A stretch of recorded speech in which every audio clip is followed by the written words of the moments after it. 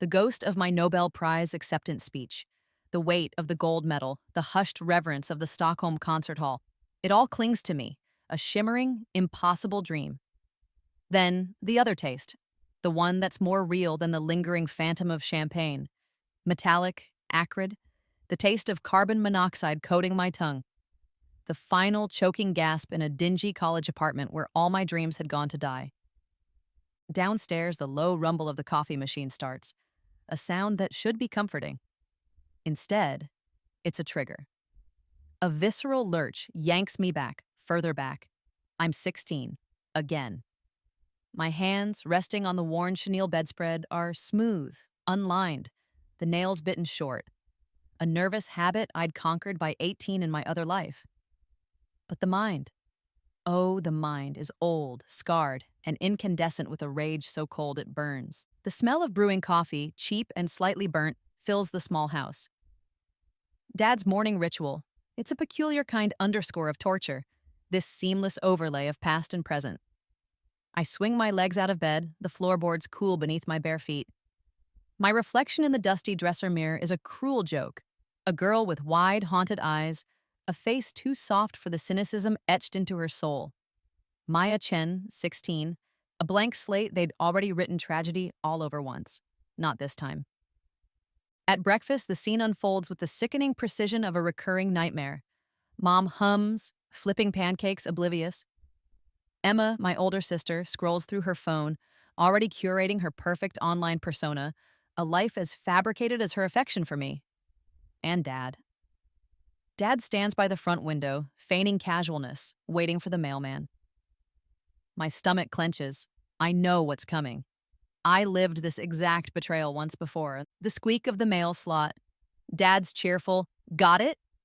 He shuffles the envelopes, a practiced, almost theatrical display of nonchalance. Then, the sleight of hand.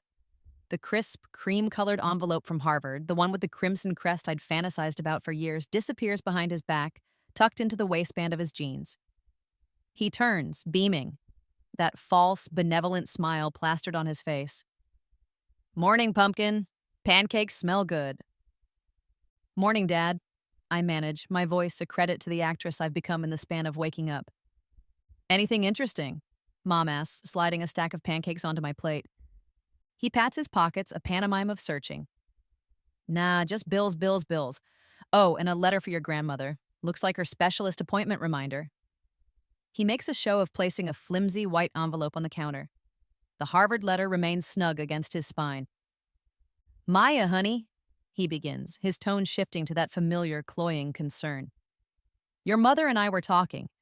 With Grandma Anya needing so much help lately and finances being a bit tight." He sighs, a performer hitting his mark. "We just think it's best if you focus on family for a while. Maybe defer any big college plans. Local community college is a great option. Save some money, stay close to home where you're needed." "Family comes first, Maya," Emma chimes in, not even looking up from her phone, her voice dripping with saccharine agreement. Last time I'd believed her. Last time I'd seen her as my supportive older sister. This time I see the flicker of collusion in her eyes as she meets Dad's gaze for a nanosecond. This time I see the calculating gleam in Dad's eyes, the subtle tightening around his mouth that betrays the satisfaction beneath the concerned veneer. He thinks he's so clever. He thinks I'm the same naive, eager-to-please girl. "Oh," I say, my voice small. I pick at a pancake. "Okay, Dad, if you think that's best." I even manage a watery, uncertain smile. Inside, the ice is spreading, numbing the initial shock, hardening into something sharp and dangerous. He pats my shoulder. "That's my girl, sensible. Grandma will be so relieved to have you around more." He exchanges another look with Emma, a look of triumph. I excuse myself, feigning a sudden upset stomach from the news. As I climb the stairs to my cramped attic bedroom, the memories from my first truncated life cascade through me. His sabotage hadn't ended with that first Harvard letter. It was a pattern, a systematic dismantling of every opportunity. The scholarships he forgot to mail. The summer research programs he deemed too far or too expensive, even when they were fully funded. The constant refrain of family duty, a guilt trip expertly wielded to keep me tethered, small, and useful. It worked. I'd ended up at that local community college, then a string of dead-end jobs to help the family. Receptionist, barista, retail drone. Each one a nail in the coffin of my ambitions. I cared for Grandma Anya, who, despite Dad's narrative, never demanded my sacrifice and often urged me to leave. Then, when she passed, it was Uncle David's turn for my support, then a distant cousin. My brilliance, the theories that had once danced in my head like stars, faded into a dull ache of what if. Depression became a suffocating blanket, isolation my only companion. And then, at 24, in that lonely apartment, the faulty heater, the sweet, insidious creep of carbon monoxide. An accidental death, the papers said. I knew better. It was murder by 1,000 paper cuts. A death orchestrated by the man who called himself my father. My potential, my Nobel-worthy research on sustainable quantum energy, unpursued, unfulfilled, lost to the world because he couldn't bear for his daughter to outshine him.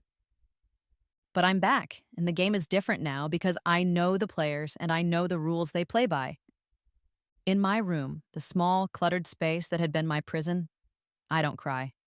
The grief is an old, cold stone in my chest, but the fury is new, a sharpened blade. I pull out a worn spiral notebook from under my mattress. It's filled with equations, calculations, theories I've been painstakingly recreating from memory since that first disorienting jolt of rebirth 3 weeks ago.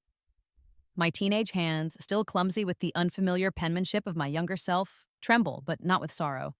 It's the tremor of a drawn bowstring. I grab my cheap burner phone, a relic from this timeline that I'd insisted on for privacy. With fingers that feel strangely disconnected from my adult mind, I type a text message. My recipient, Dr. Alistair Finch, my former mentor, a man who, in this timeline, doesn't know me from Adam. A man who, in my past life, had been the only one to truly see my potential before it was snuffed out. Dr. Finch, your 2038 paper on asymmetrical temporal mechanics. The Cherenkov radiation anomaly you noted, consider the Feynman-Wheeler absorber theory, but applied to a closed time-like curve within a micro-wormhole.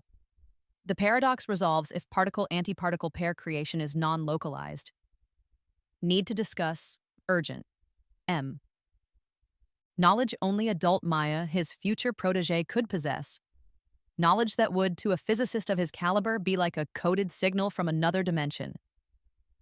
I press send. My breath catches. This is the first shot. I stare at my reflection. The girl in the mirror is still pale, still too young.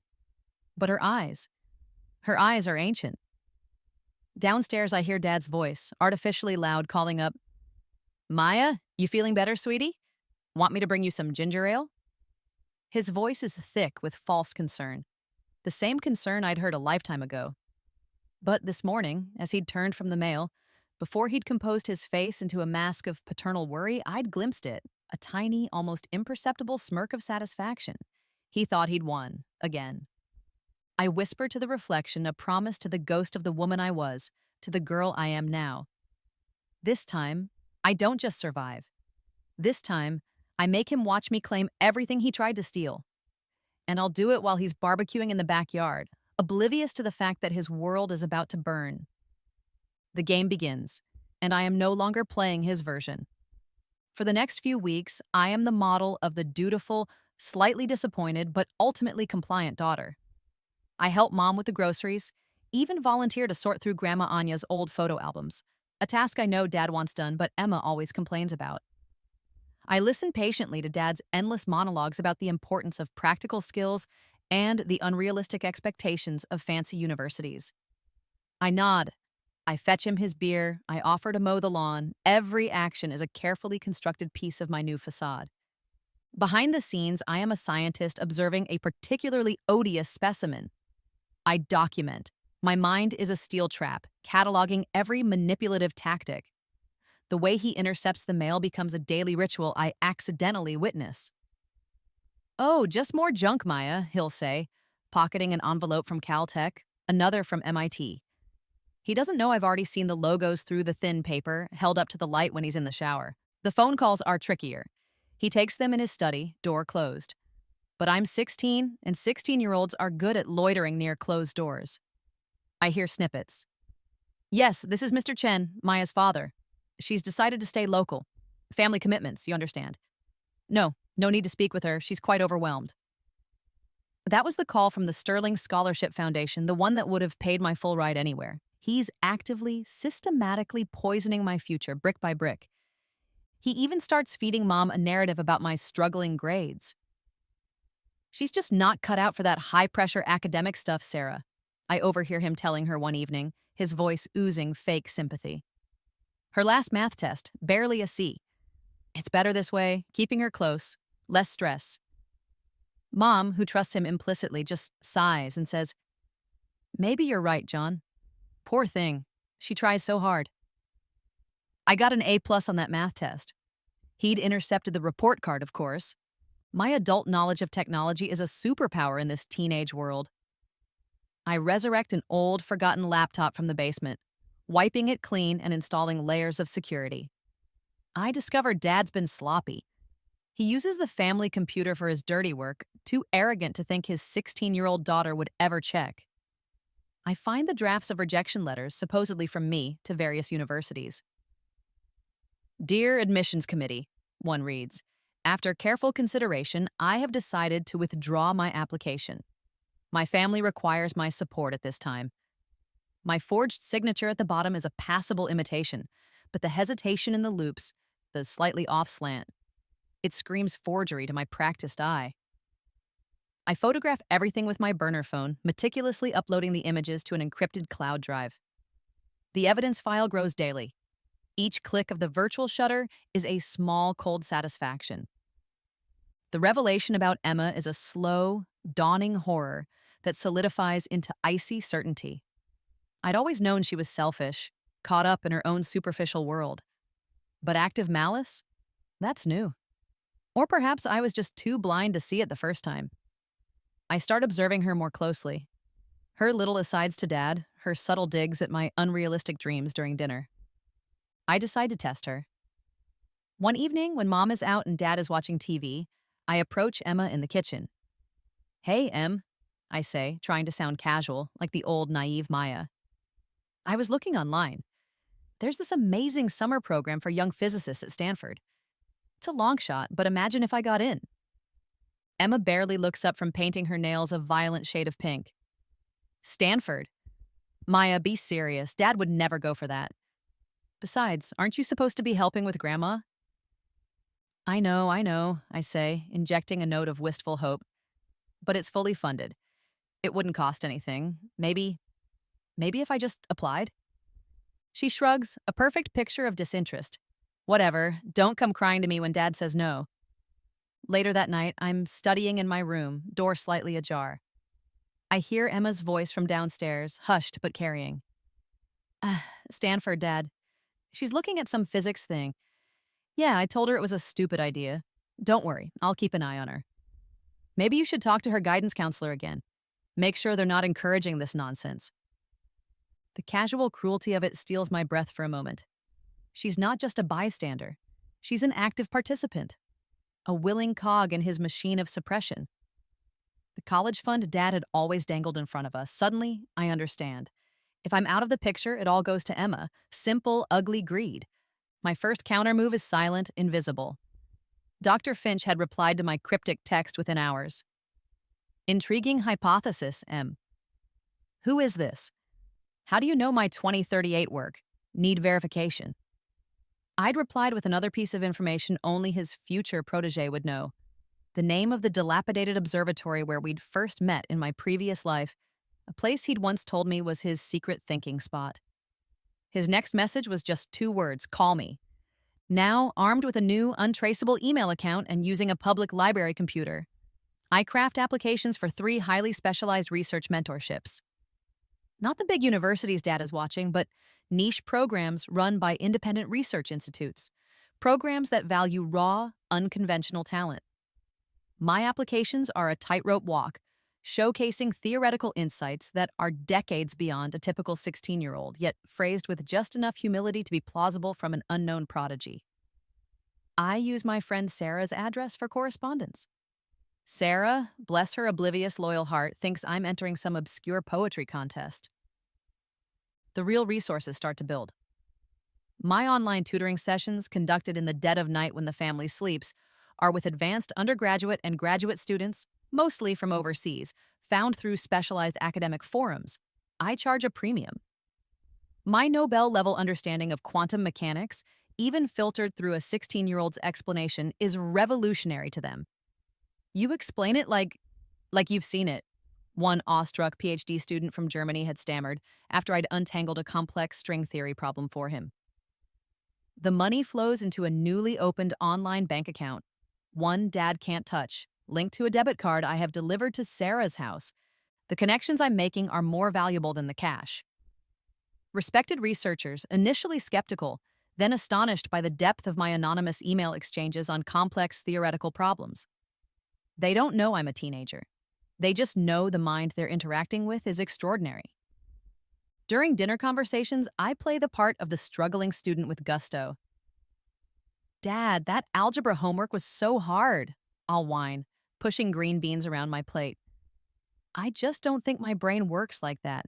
He'll beam. Don't worry about it, pumpkin. Not everyone is meant for numbers.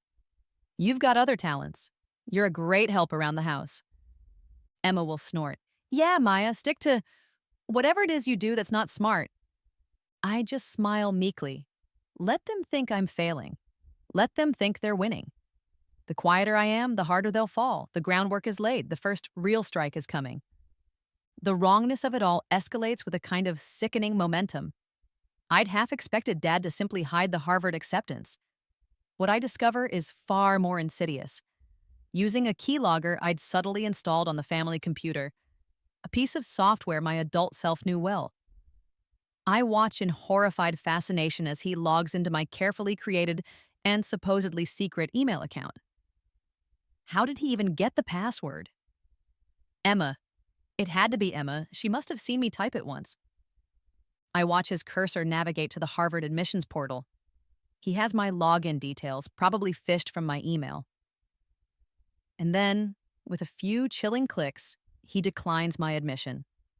He even types out a polite, regretful message, forging my name, stating I've had a change of heart and wish to pursue urgent family obligations. The sheer audacity. But it's the scholarship money that truly ignites the cold fire in my belly. The Harvard acceptance came with a $50,000 merit scholarship, a prestigious award I'd won based on my previous life's research proposal, which I'd replicated for this timeline's application. The check, made out to me, had arrived. I see it in the scanned documents on his desktop. The check, and then a deposit slip into his own personal savings account. He hadn't just denied my dream, he'd stolen the physical reward for my brilliance. He was funding his comfortable, mediocre life with the fruits of my genius.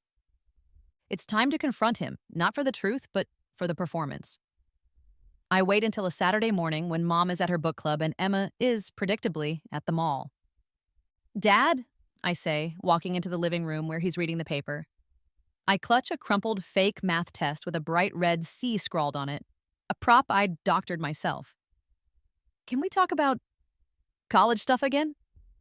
He puts down the paper, his face arranging itself into lines of paternal concern. What's on your mind, pumpkin? It's just, I know you said local is best, and I get it, with grandma and money and everything. I sniffle, trying to summon tears, but I keep getting these emails, these letters, from places like Harvard. They say I was accepted. Is it some kind of mistake? I look at him with wide, innocent eyes, the picture of bewildered hope. He sighs, a long, suffering sound. Oh, Maya, those places, they send things out to everyone. It doesn't mean anything. And sweetheart, he gestures to the fake test in my hand. We have to be realistic. Your strengths lie elsewhere. This academic pressure, it's not good for you. Family needs you. Your grandmother needs you.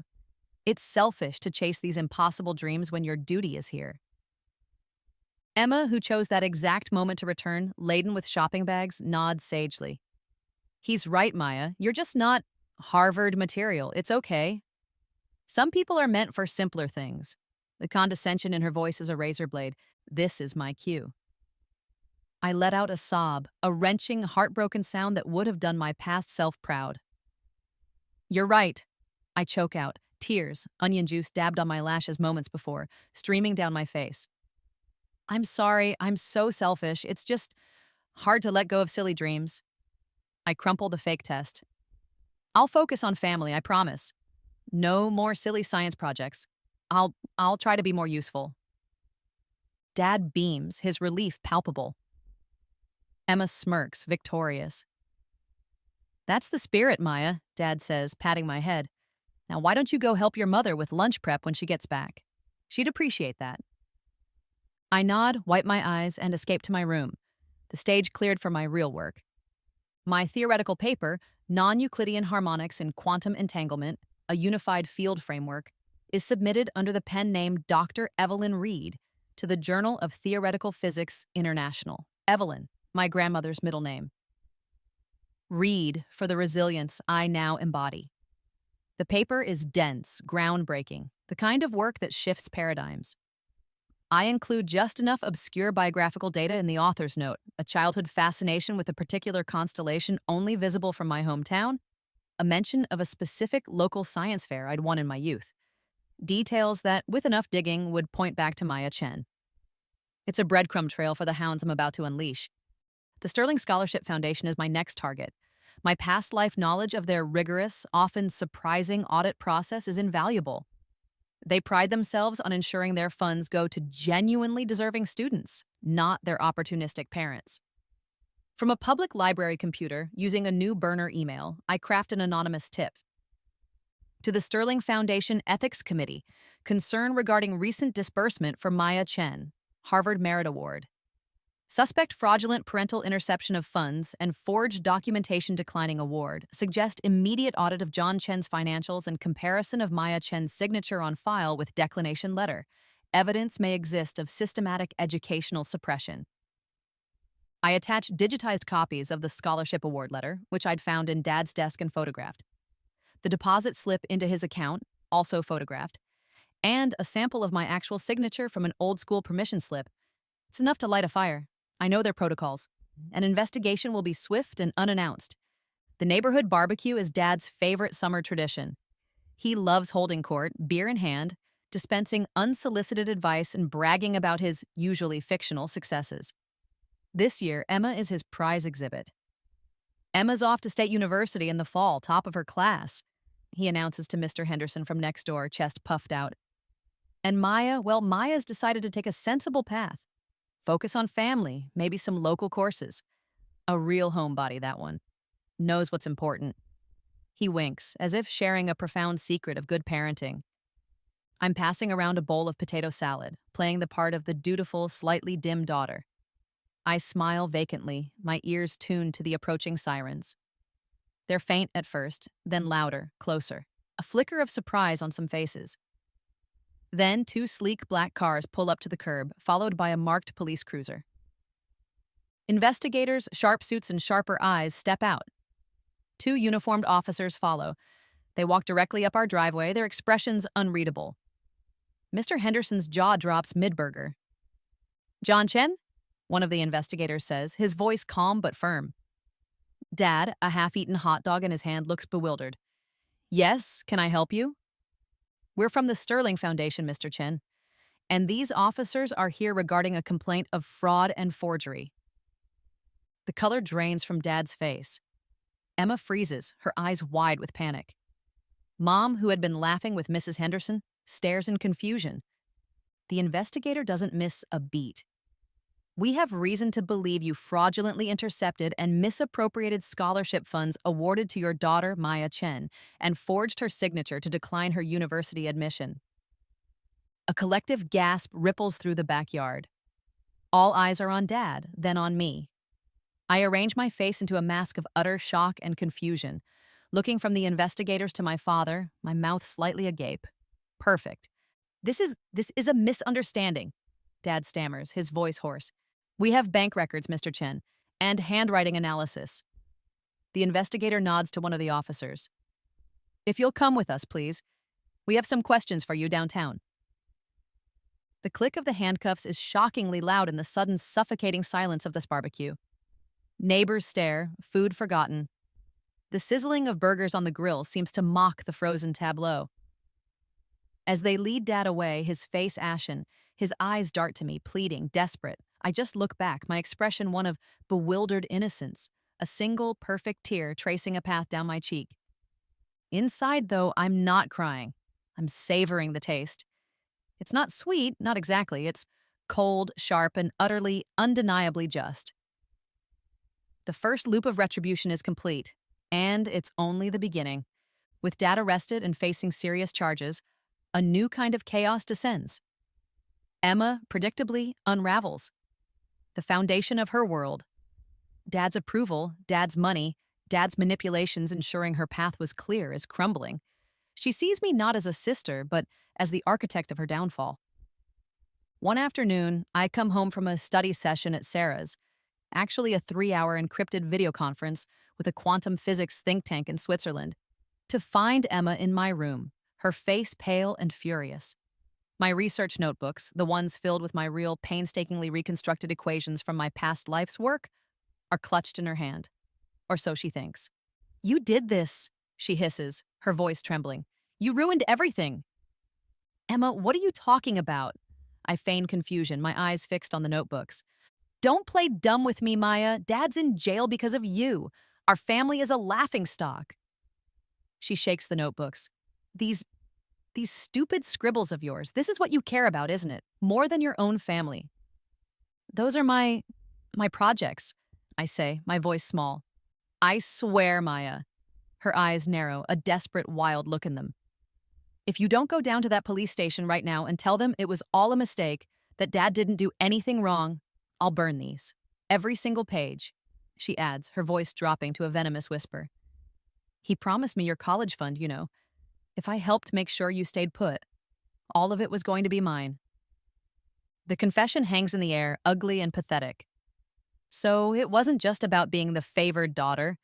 It was about cold, hard cash. I let a flicker of panic cross my face. "Emma, no, please, that's years of work." She smiles, a thin, triumphant curl of her lips. "Then you know what you have to do."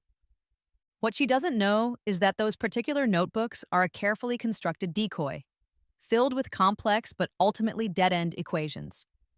My real work, the revolutionary stuff, is triple encrypted and stored on multiple offshore servers accessible only by me. I'd anticipated a move like this. "Okay, Emma," I say, my voice laced with defeat. "Okay, I'll think about it." She scoffs. "You'd better do more than think." The very next morning, as Emma is presumably gloating over her leverage, the academic world explodes. The Journal of Theoretical Physics International publishes Dr. Evelyn Reed's paper. Almost immediately, Dr. Alistair Finch, my future past mentor, and a Nobel laureate himself, posts a link to it on his widely followed academic blog.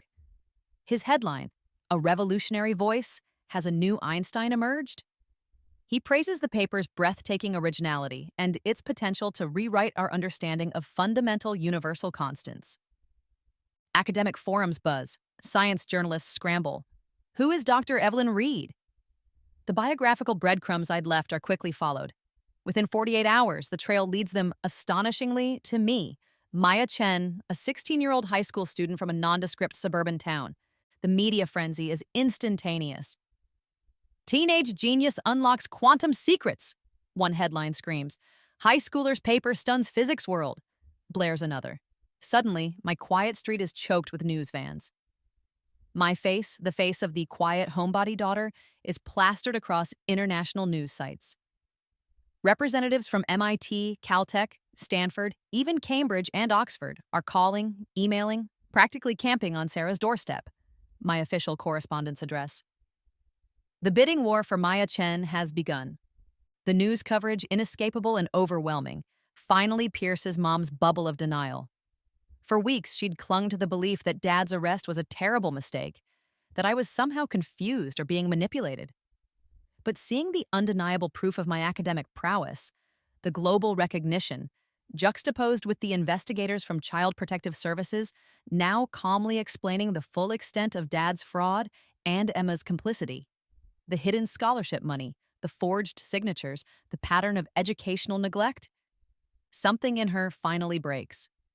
The confrontation between my parents when mom visits dad during a supervised pretrial meeting is apparently volcanic. I hear about it later from a sympathetic social worker. Mom, armed with printouts of my published paper and the news articles, had reportedly screamed at him for 20 minutes straight. A torrent of accusations and disbelief. You told me she was struggling. You told me she wasn't smart enough. You destroyed her future, John. Our daughter is a genius, and you tried to crush her. Emma, caught in the crossfire, apparently tries to defend dad, then crumbles when mom turns on her, revealing Emma's own role in the sabotage, her greedy eyes on my college fund. The alliances have shattered. Mom, for the first time, is seeing her husband and her favored daughter for who they truly are. The legal and social consequences snowball. Child Protective Services officially opens a case of educational neglect and psychological abuse against both dad and mom, though mom's cooperation and visible remorse are noted. Dad's criminal charges are amplified by the sheer scale of his deception, now a matter of public record. Multiple scholarship foundations, alerted by the Sterling Foundation, launched their own investigations and threatened civil suits to reclaim funds they now suspect were similarly misappropriated or offers fraudulently declined for other students in the past. For Emma, the fallout is devastating. Her acceptance at State University is rescinded, citing concerns regarding academic integrity and familial associations with fraudulent activities. Other colleges she'd applied to send similar letters. Her carefully curated future, built on lies and the suppression of my talent, evaporates before her eyes. She's flagged, a pariah in the academic world she so desperately wanted to conquer. I watch it all unfold with a strange sense of detachment. This isn't just about revenge anymore. This is about the natural, unavoidable consequences of their actions, a chain reaction I merely initiated. The world is simply righting itself, correcting the anomaly of my stolen first life. And as the dust begins to settle, I prepare for my next reveal. They think they understand the game now. They have no idea. The biggest twist isn't my academic prowess, it's the truth of my first death and the network I've silently cultivated in this second chance. When a compassionate, court-appointed therapist asks me about the trauma of my family's betrayal, I decide it's time. It's more than just this lifetime, Dr. Ramirez, I say, my voice quiet but firm. In my previous life, their actions didn't just suppress my education. Their emotional abuse, the systematic isolation, it led to my suicide at 24. I was on the verge of the breakthroughs I'm making now, but they broke me first. Dr. Ramirez listens, her expression unreadable at first, then slowly shifting to dawning understanding as I recount, not in mystical terms, but as a psychological case study of cause and effect, how the relentless pressure and devaluation led to a state of hopelessness. This rebirth, I tell her, isn't just about reclaiming my work. It's about ensuring that what happened to me doesn't happen to other gifted young people. I then reveal the extent of my connections. Dr. Finch isn't just an admirer. He was my mentor, my closest confidant in that other life. Our reunion in this timeline was swift, emotional, and intensely focused. He, in turn, connected me with a discreet international network of academics, philanthropists, and lawyers dedicated to identifying and protecting exceptionally gifted minors from suppressive or exploitative environments. They've been my silent partners, my advisors, my safety net. My financial independence is another shock I unveil, first to Dr. Ramirez, then, when necessary, to the bewildered social workers. While my father was stealing my $50,000 scholarship, I explain, producing meticulously organized bank statements from my encrypted drive, my online tutoring and research consultations with international universities and private think tanks have earned me just over $237,000 in the past 18 months. I show them the trust fund, legally established with the help of lawyers from Dr. Finch's network, shielding my earnings from any familial claim. I've been playing the role of the dependent teenager, eating their food, living under their roof, all while being financially self-sufficient. The look on their faces is priceless. Then comes the academic bombshell. Harvard was always the dream my father tried to kill. I tell the assembled team of social workers and my new legal advocate, a formidable woman named Miss Albright, provided by the Gifted Youth Network. But my research has opened other doors. I lay out the offer letters, not just Harvard, MIT, and Stanford, but a bespoke accelerated PhD program at the Max Planck Institute in Germany, working directly with a team on the verge of applying my theories to fusion energy. Another from CERN in Switzerland. A personal invitation from a consortium of Japanese universities to lead a new quantum computing initiative. Full funding, generous research stipends, international conference presentations already scheduled. I expect to have my doctorate by the time I'm 20, perhaps 19, I state calmly. The legal trap I'd been setting closes with satisfying precision. Miss Albright, armed with my detailed documentation, the photographs, the keylogger transcripts, Emma's confession, which I'd managed to record on my burner phone during her tirade, financial records, and psychological evaluations, files a comprehensive lawsuit, not just for fraud, but for a pattern of educational abuse, financial exploitation, and severe emotional distress.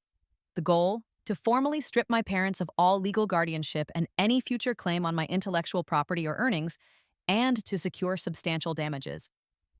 The final power shift occurs during a court-mandated family mediation session.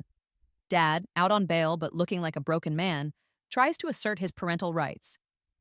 She's still my daughter. I know what's best for her. Mom, tearful and wavering, pleads, Maya, can't we just find a way to be a family again? Emma, sullen and resentful, mutters about me owing them for all the years they raised me. I let them finish, then Miss Albright clears her throat. Mr. and Mrs. Chen, Emma. Perhaps you're not aware. She slides a document across the table. As of 9 a.m. yesterday, following a hearing based on the extensive evidence of abuse and Maya's proven ability to manage her own affairs, the court has granted Maya full legal emancipation. The silence in the room is absolute. Dad's jaw drops. Mom covers her mouth, a strangled sob escaping. Emma just stares, her face a mask of disbelief. I've been living independently, in effect, for months, I say, my voice even.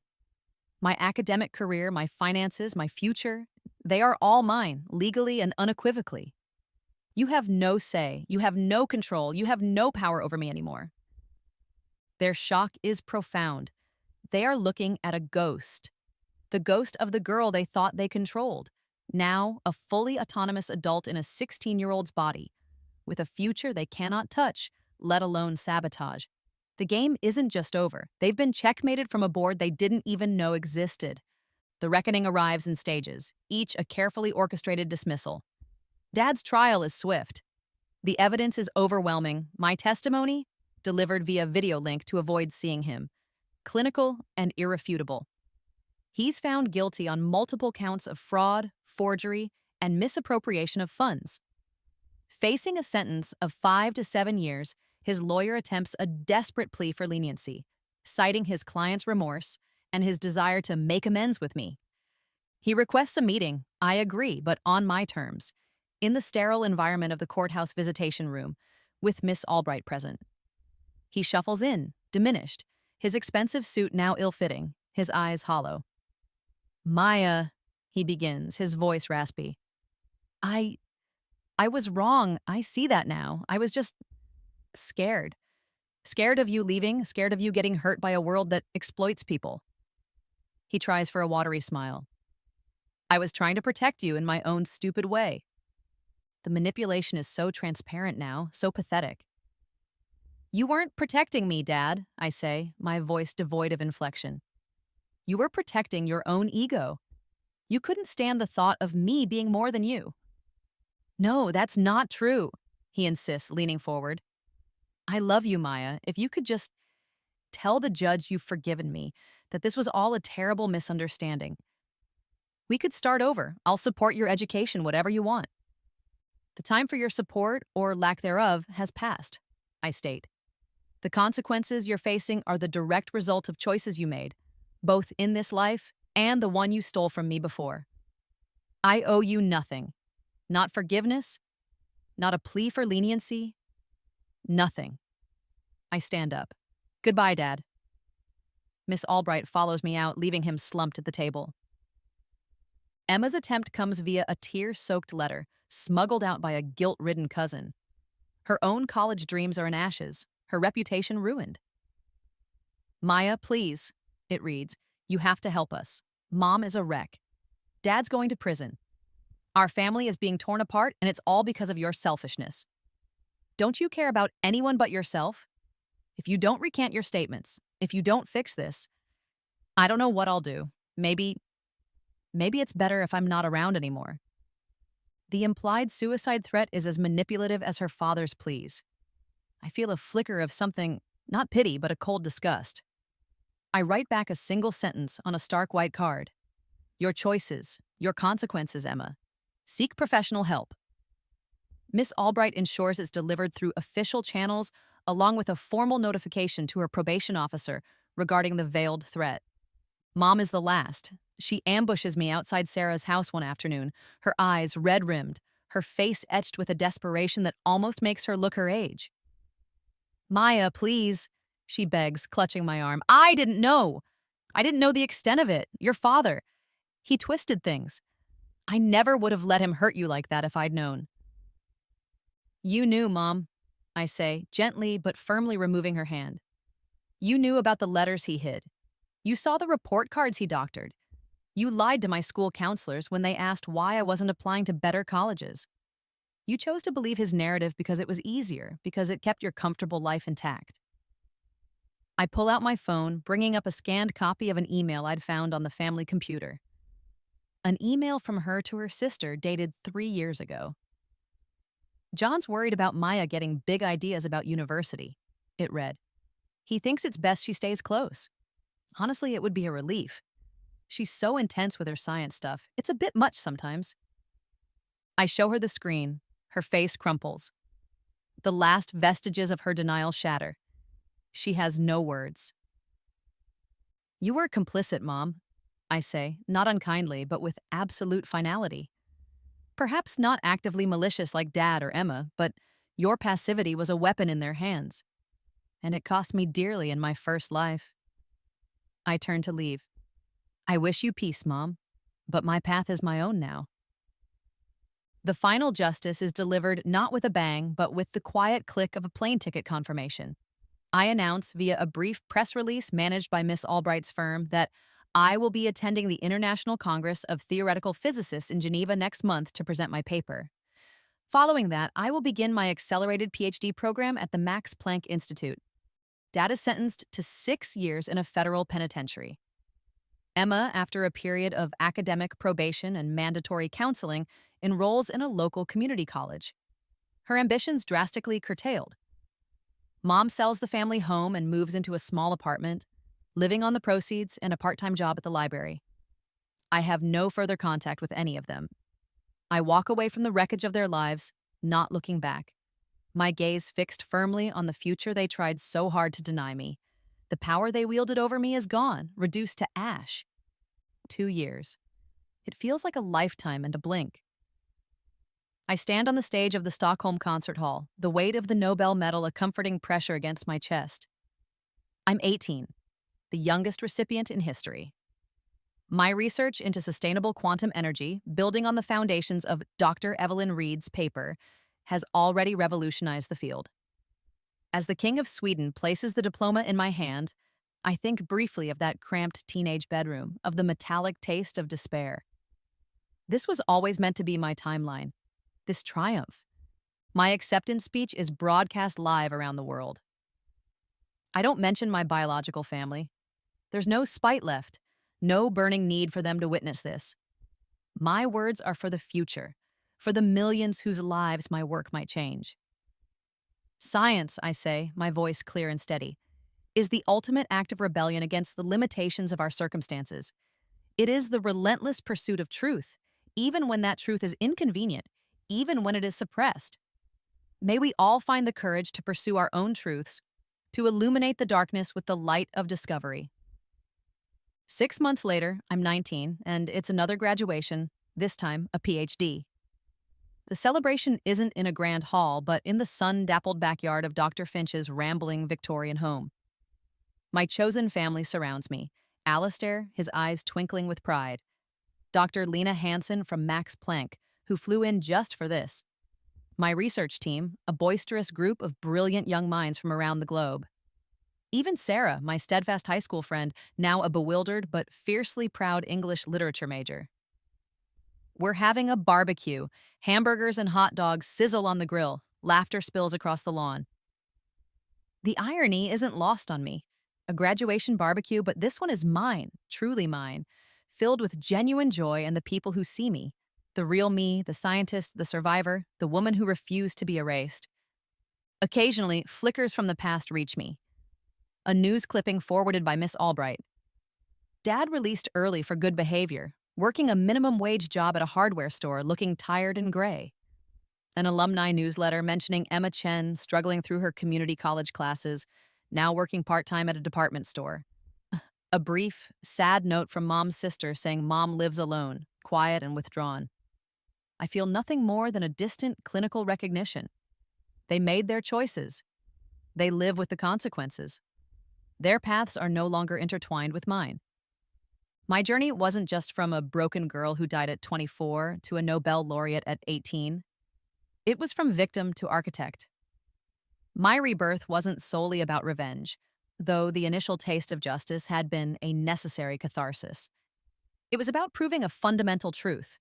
Brilliance, true potential, cannot be indefinitely contained by small minds, by those who fear what they cannot understand or control. It will find a way. It will erupt. The future unfolds in the quiet hum of my research lab at the Institute. Equations cover whiteboards like intricate constellations, mapping pathways to harness zero-point energy, to conceptualize interstellar travel. I touch the Nobel medal, now hanging on a simple chain around my neck, nestled beneath my lab coat. It's no longer a symbol of a past life's stolen glory, nor a weapon of vengeance. It's a key. A reminder that some destinies, some sparks of genius, are too powerful, too vital to humanity to be denied.